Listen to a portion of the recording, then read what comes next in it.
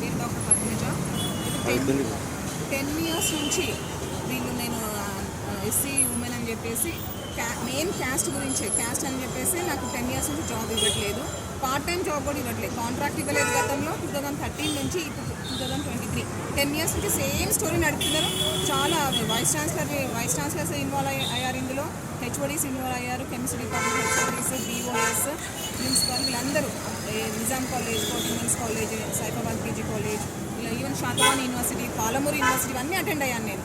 మహాత్మా గాంధీ యూనివర్సిటీలో అయితే ఉమేష్ సార్ అయితే నాకు కనీసం మనకి ఇన్ఫార్మ్ కూడా చేయలేదు ఇంటర్వ్యూ ఉందని. వీళ్ళందరూ 10 ఇయర్స్ నుంచి ప్రొఫెసర్స్ కెమిస్ట్రీ డిపార్ట్మెంట్ హెచ్ఓడి సీట్లోకి రావడము, నన్ను పక్క కేసేయడము ఇంటర్వ్యూస్కి అటెండ్ అవుతాయి.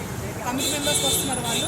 సో ఇది చాలా దారుణం, చాలా బాధ అనిపిస్తుంది. నా మదర్ నాకు డాడీ లేరు, నాకు 25 అయితే మా డాడీ చనిపోయారు. హస్బెండ్ మంచిగా లేడు, అతను బలాత్కరించి మ్యారేజ్ చేసుకొని సతాయిస్తున్నాడు. మరి నేను ఎలా బతకాలి? ఈవెన్ ప్రైవేట్ కాలేజెస్లో అందరికీ తెలిసి సిచ్యువేషన్ ఎలా ఉంటుందో తీసి పడేస్తున్నారు. ప్రైవేట్ కాలేజ్లో కూడా వీళ్ళు చెప్పడంతో చాలా ఇబ్బందుల్లో ఉన్నాను. అందుకని టుడే ఇస్ 37th డే భిక్షాటన చేస్తున్నాను, బీయింగ్ అన్ఎంప్లాయ్. నేను అన్ఎంప్లాయ్గా మారడానికి కారణం వీళ్ళే, chemistry department professors, vice chancellor, HODs, different ఈ ప్రొఫెసర్స్ కెమిస్ట్రీ డిపార్ట్మెంట్లో. సో నేను జస్టిస్ సార్, సో మీరు చెప్పింది చాలా కరెక్ట్ సార్. మీకు తెలుసు 10 ఇయర్స్ నుంచి మీరు అందరూ చూస్తున్నారు. సో నాకు జస్టిస్ కావాలి, నాకు అవమానం జరిగిన దగ్గర నాకు జాబ్ కావాలి. గౌరవ ముఖ్యమంత్రి గారు, ప్రజెంట్ ముఖ్యమంత్రి గారు ఇలా ప్రజా సమస్యల్ని పట్టించుకుంటున్నారు కాబట్టి ముఖ్యమంత్రి గారు జోక్యం చేసుకోవాలి.